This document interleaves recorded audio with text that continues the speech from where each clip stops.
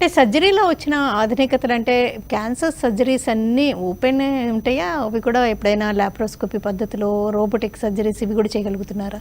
ఇప్పుడు సర్జరీస్ ఒకప్పుడు special abdominal surgeries కానీ చెస్ట్లో చేసే థొరాసిక్ సర్జరీస్ కానీ 15-20 ఇయర్స్ బ్యాక్ వరకు క్యాన్సర్ సర్జరీస్ అన్నీ కూడా ఓపెన్ సర్జరీస్ ద్వారానే చేసేవాళ్ళము. అప్పుడు లాప్రోస్కోపీ అనేది కాంట్రా ఇండికేషన్, అంటే క్యాన్సర్లో లాప్రోస్కోపీ చేయకూడదు, మినిమల్ యాక్సెస్ సర్జరీ చేయకూడదు అని ఉండేది.